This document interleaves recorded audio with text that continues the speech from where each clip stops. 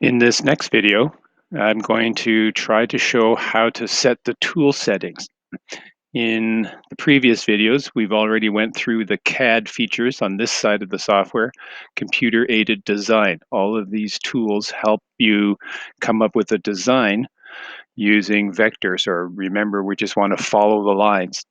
When you jump to the other side of the software on the right side, computer-aided machining or computer-aided manufacturing, CAM side, C-A-M. And in here, you're basically setting tool paths. You're picking a tool on a path to do a cut that you want. In this case, I've got 3 of them set up, one for my border, one for the words, and one for the logo.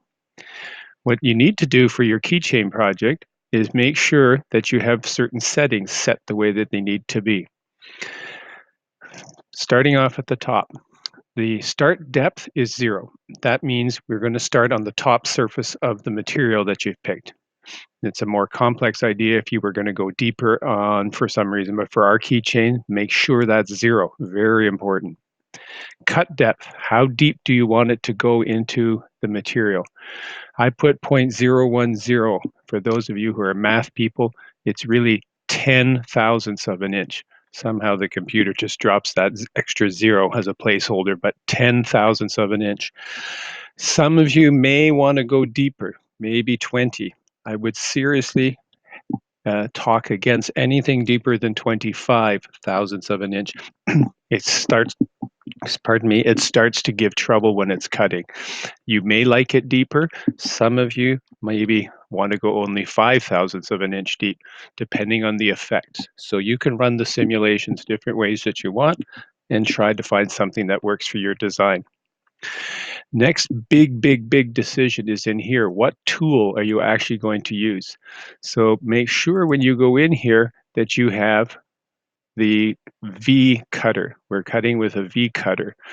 The diameter has to be 1/4 of an inch, 250 thousandths of an inch. Again, the computer drops that extra 0, but 250 or 1/4 of an inch.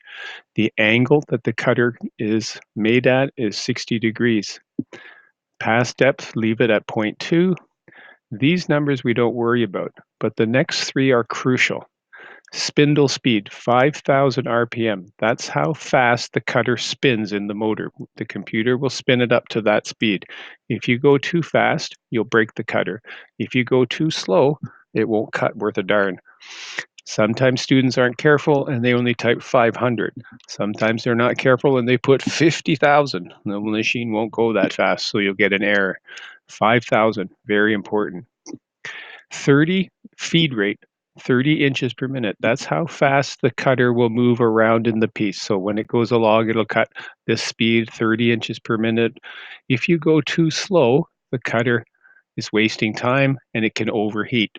If you go too fast, it can't cut it fast enough. So the cutter's spinning, but it's going so fast, it just sort of rips its way along in the material. Make sure around 30 for that. The plunge rate is how fast the cutter comes down in the Z when it comes in to cut. If you come in too fast, you can bang into the material and damage the cutter. So again, make sure that's, pardon me, make sure that's around 10, okay?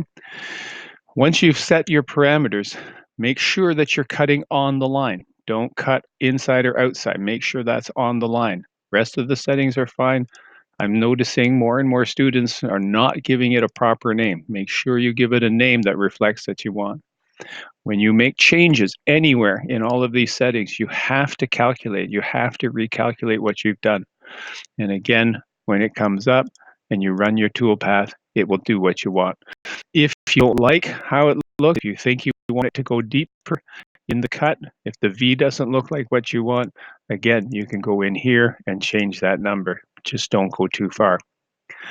I set a picture up with all of the settings for your keychain project. So I'm going to post this and I'll share it on Google Classroom, I guess. All of the numbers, and I highlighted where you've got to make sure what your depths are on the line, give it a name, recalculate. Make sure these numbers match up. It's important. That's it for now.